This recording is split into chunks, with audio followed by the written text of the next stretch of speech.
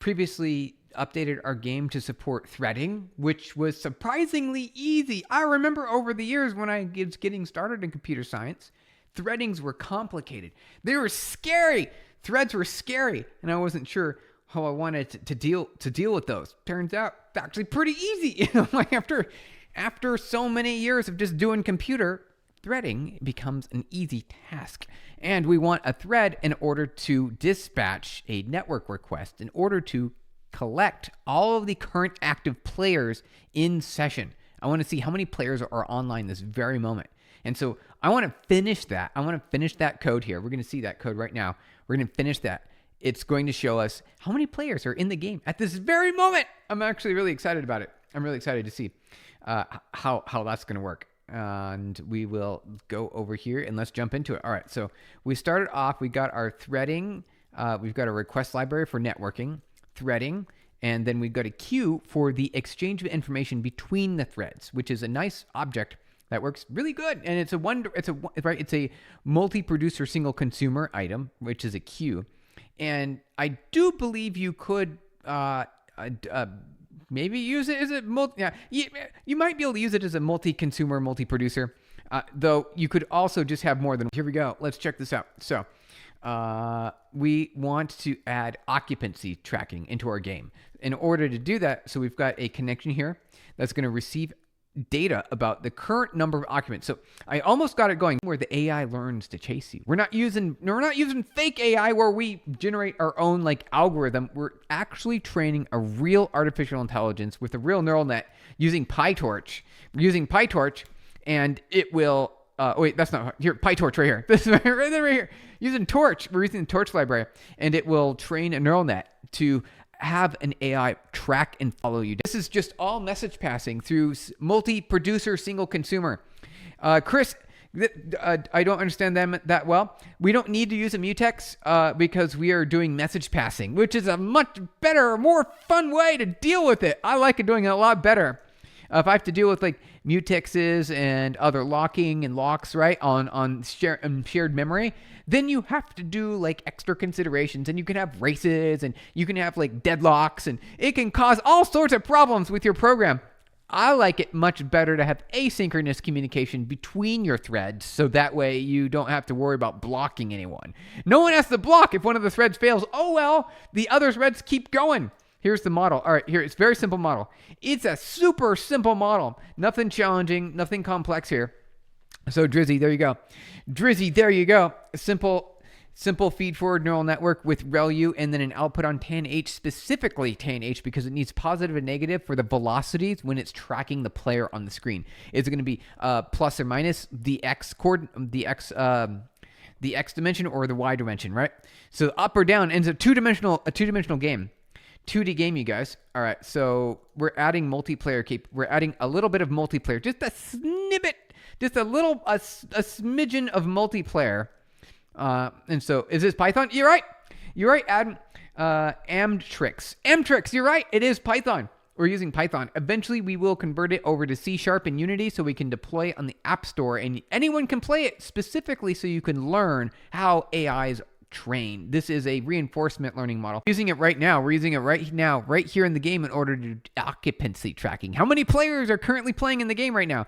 So that should give us the answer. And also our Zane helped us with the TTT. So I'm curious to see if that's working as well. All right. I hope we don't have any more stack exceptions. All right, good. Hey, there we go. Look at that. All right. So occupancy should show up there. All right. Try inside. Good action. We did it. You guys. Look, occupancy 3. Hey, look, it also should show on here on the screen. So you should be able to see number of players online. Oh, right.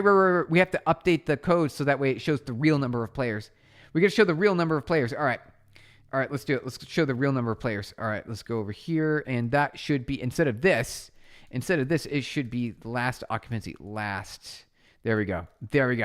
And then I think instead of that, I'm going to do this up here. So we predefine it. So it's up here. There we go. So we don't deadlock the thread. We want to sleep just a smidgen there. And then we try on the network IO. If we get occupancy data, we will update the value, and then we'll pass it into our queue. And the queue will then be available will be available in the outbound queue here, which then we can grab the occupancy on the main thread and then pull it up into the UI. And then this gives us the ability to track the player occupancy. That's how that works. AI is getting really smart. Oh, it's the AI is getting really smart, you guys. Are you gonna run away? You're gonna run. We gotta keep it. We gotta keep our. So this is the game. It's a keep away game. The AI just whoa no, oh, darn it. Okay, it got us. Could you show us like a ghost version of the previous player with PubNub like in the Elden Ring? That would be really neat, unique. That would be Kyle. That would be really neat. I think we should do that. I think we should absolutely do that. All right, let's see here. Let's close this. All right, how do we do that? So we could transmit the player's coordinates, and then we could also transmit their user ID along with that. So if we transmit the coordinates and the user ID onto a dedicated channel, that would allow us to receive the XY coordinates and draw a ghost. We could draw a ghost figure, right? It would show up on screen and show chaos. Instead of just occupancy, we can do player ghost, def player ghosts. Here we go, player ghosts, you guys, and then it'll be the same as this. It'll be exactly the same as this. All right, we're gonna do it. We're gonna do player ghosts now. We'll do ghosting. All right, so let's get rid of that. User ID right here. We're good to go. User ID plain. Time token. We're good here. And then we'll also need we'll have players. So we'll need like an array of existing players. Guess the code language Python. Here we go. And then we've got our channel. Wait, so let's see. Channel will be ghosts. GHOS ghosts. All right, we did ghosts. All right, what else do we want here? Let's see here. URL will need to be defined in the while loop. All right, so here's the while loop. Here we go. While loop defined. There we go. Let's keep on going, you guys. Let's keep on going. So we got our outbound queue. We need our player ghost ghost queue equals queue. There we go. Queues for communication. So this will be the player ghost queue. And then I think what we could do is we just bop this over here, right? So we've got our queue there and we got our player ghost queue. And so this is our ghosts. And then we need to be able to send. So this is the receive side, player ghost. And then we need to send updates. So let's do this. Def send player chords. All right, we got to send player chords. So this is the ghost channel, ghost channel. Let's do that. Ghost channel right here. Excellent. Ghost channel. Let's do some player. Let's update. So that we got to keep all the things. Kyle, you're like, hey, we got to add the player. We got to add the player coordinates. We got to add the player ghosting. All right, so let's make sure this is good here. Forces channel. Boop. Pop that over there. Looking good. All right. We've got our tokens here, and then we need to do something different with this, basically. So that's the TT looking good there. So we got the player. So, okay. So for each, basically we need to do a for let's see here. Let's see body. This will be player, players. Players. It's going to be, we're going to have the ID. We need to construct a dictionary, essentially. We got to construct a dictionary. Each of these we will, put this in here. We'll put it in the out queue right here. We will put it in the message. There we go. There we go. Put it in the message queue. There we go.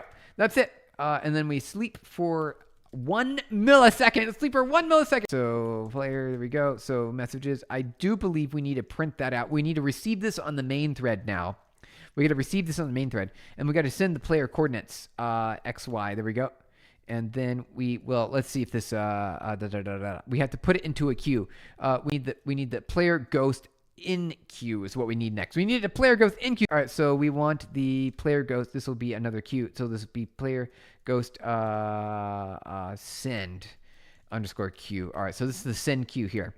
So then we do player this and we do put. Here we go. Dot put XY. Excellent. I need to also check where is the queue at. We're going to do this here. I need to pay attention here. All right, so queue out. This will be occupancy thread. Will be here. And then I need to grab this. Here we go. Write this. Just like that. Okay.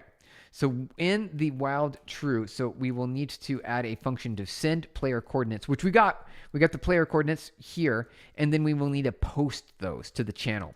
We got to post those to the channel. So we got to fix this here. So it's not outbound queue, but it is the send queue. We got to grab this and make sure that it's not empty. All right. And then we will grab it. And then while it's not empty, oh, here, I've got a better idea. How about this? While not empty. Perfect.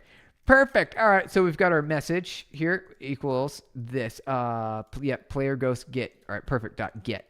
Excellent. All right. There we go. Now all we have to do is post that. All we have to do is post it. So URL will be over here. URL will be this on the player ghost channel. And then we're going to publish it. So see here, publish. All right. And then we need the, see here, I need to grab, we need a to do here. We got a to do item. We got a to do item right there. So we added occupancy. We succeeded in the occupancy. If we start the game, it should still work. I hope. All right. So we're good here. So we're good. So we can see number of players online. Right. So that's, it's just me. It's just me. Right. So only one player. But then when we release this, you'll see more than one player. Send the player coordinates. That'll actually send the player coordinates. It'll work. Though we're at the end of stream, we updated our game. So let's take a peek here. Let's take a peek at where we're at now. So we've got our game here. We've got our player coordinates, which will be transmitted.